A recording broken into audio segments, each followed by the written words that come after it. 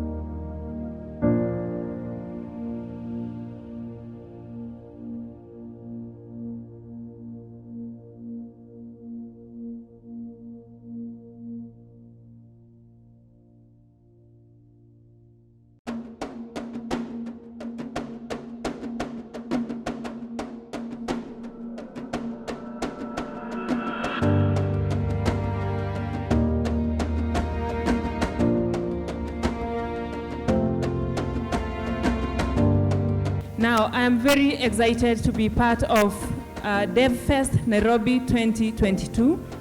And I'm also excited to be amongst so many developers. Now, it is estimated that the internet penetration in Kenya is about 42%.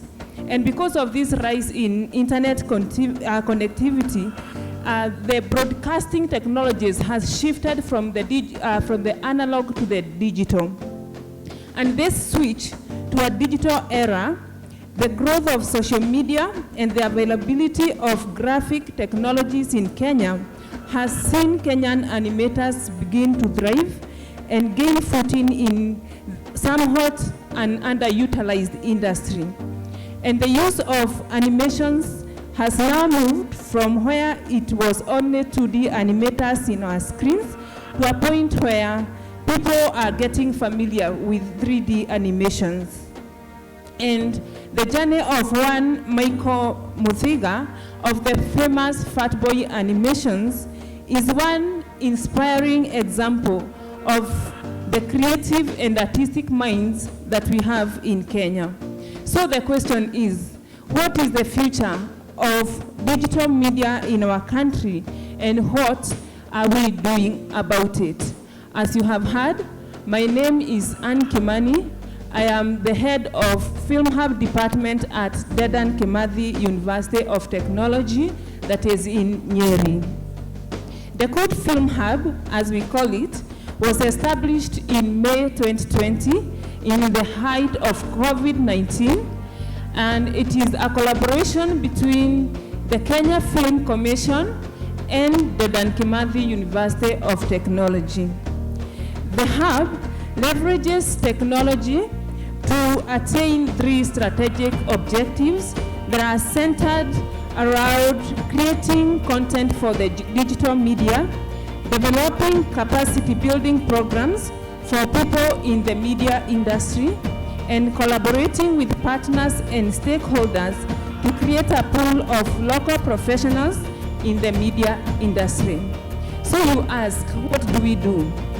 For us at the Code Film Hub, we produce films.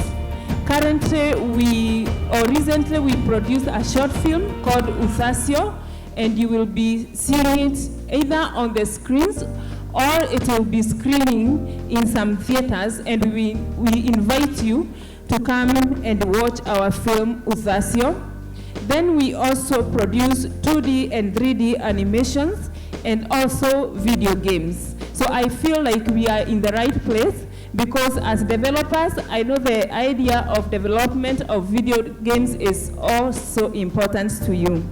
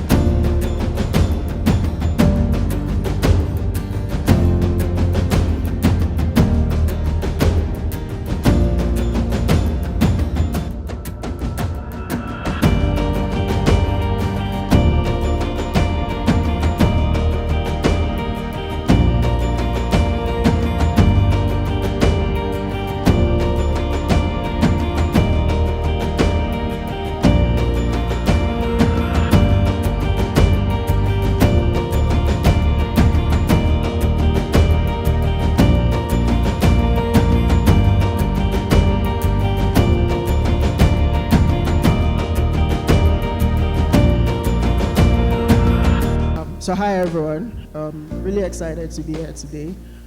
My name is Badibo. I'm a developer relations engineer at Postman. How many of us have used or built APIs here? If you've ever consumed or built an API, can I see your hands up? So quite a number of us have used and consumed APIs. So I believe you'd agree with me if I say every piece of software that is built today either consumes or produces an API, one way or the other. So this means APIs have become like an integral part of our software development process today, and we use it to expose interfaces for other softwares to communicate with the softwares we built, or We use the interfaces that has been exposed to compose, to communicate with some other software. So at Postman, what we do is we're an API platform that makes it easy for developers to test, build, prototype, and collaborate on APIs. We currently have over 20 million developers who use our platform. So we have like a large ecosystem of developers who use us all across the world. And we make it easy for developers to collaborate on APIs. You can work with multiple API protocols, HTTP, gRPC, GraphQL, WebSockets. Our goal is to become a multi-protocol platform where we make it easier for people who are both producers and consumers to build APIs. We also support something called the API first approach, which is a product-facing approach to building and consuming API. We have a community forum, community.postman.com, where we could support developers who use our platform. We also have a student community we support. It's called Postman Student Community, where we encourage student developers who can advocate for APIs generally, not just Postman, and have like meetups and workshops around how you could build performant APIs and stuff in your local universities. If you want to learn more about Postman, we have like a booth behind, so you could come around and we could have a conversation. Thank you. Amazing, amazing.